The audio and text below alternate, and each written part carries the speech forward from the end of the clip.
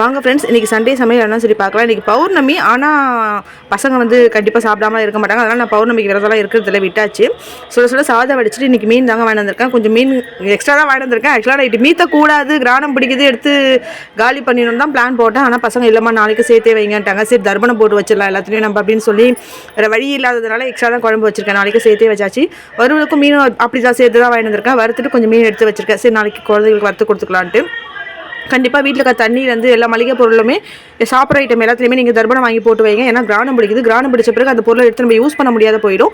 ஆனால் தர்ப்பணத்துக்கு அவ்வளோ ஒரு பவர். தர்ப்பணம் போட்டு நம்ம யூஸ் பண்ண சொல்ல நம்ம எப்படி வேணால் எடுத்து யூஸ் பண்ணலாம். அதுக்காக தான் தர்ப்பணம் மறக்காமல் போட்டு வைங்கன்னு சொல்கிறேன். கண்டிப்பாக மார்க்கெட்டில் போயிட்டு நாட்டு மருந்து கடையில் கேட்டு வாங்கிக்கோங்க தர்ப்பணம் சொல்லிட்டு. நைட் 9:45 போல் நம்மளுக்கு சந்திர கிரானம் பிடிக்குது. 1:45 போல் விடுது. காலையில் எழுந்தவொன்னு தலை குளிச்சுட்டு பூஜை வேலையெல்லாம் முடிச்சுட்டு சாமி கும்பிட்றது ரொம்ப விசேஷம்னு சொல்லுவாங்க. ஒரு சில நட்சத்திரங்களுக்கு வந்து அர்ச்சனை கொடுக்கணும். நான் வீடியோ போட்டிருக்கேன். கண்டிப்பாக பார்த்து அதை ஃபாலோ பண்ணிக்கோங்க. எங்கள் வீட்டில் மீன் குழம்பு, சாதம், மீன் வறுவல், கிச்சனும் சூப்பராக க்ளீன் பண்ணியாச்சு. தேங்க்யூ.